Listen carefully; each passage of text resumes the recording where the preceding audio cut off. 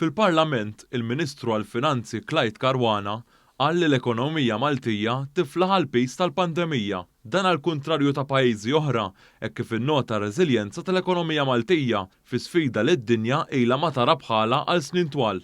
Spjega kif pajjiżna telaq minn perċentwal ta' dejn meta kkumparat mal-prodott domestiku gross ta' 43% u saħaq kif l-Italja trid iġġor pis ta' aktar minn 3 darbiet iżjed minn dak ta' Malta.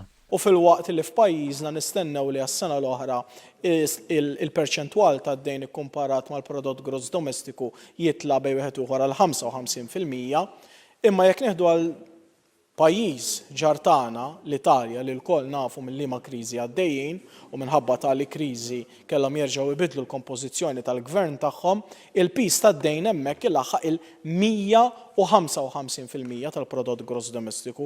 Jiġifieri dawn għandhom 100% aktar dejn milli għandna aħna.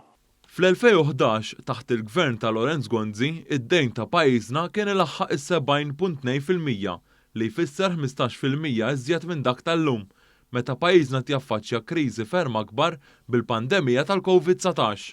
Il-Ministru Caruana qal li aktar minn qatt qabel kulħadd qed jirrikonoxxi li huwa neċessarju li l-Gvern ikompli jsostni l-ekonomija b'aktar infiq. Il-Ministru għall-Finanzi kienet iwieġeb għal mistoqsija parlamentari tad-deputat Laburista Oliver Scicluna. Fil-Parlament, il-Ministru għall-Finanzi qal li n-nefqa f'għajnuna li tjagħti l-Gvern hija importanti sabiex ma jintilifx dak li sar qabel.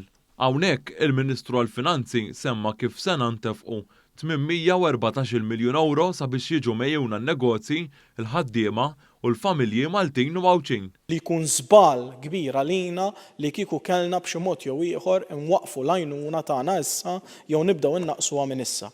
Il għaliex l-efforts kollha li għamilna, il-flus kollha li nfaqna matul dawn l-aħħar xhur ma neħdux l-utilità tagħhom għal daqstant inkompli ntenni li hemm bżonn li nkomplu b'dan ir-ritmu li għamilna matul dawn l-aħħar xhur, speċjalment sakemm infittxu nlaqmu l-popolazzjoni tagħna ħalli bekk nassiguraw illi nieħdu il-return massimu minn dawn il-miljuni kollha li nfaqna matul l-aħħar xhur.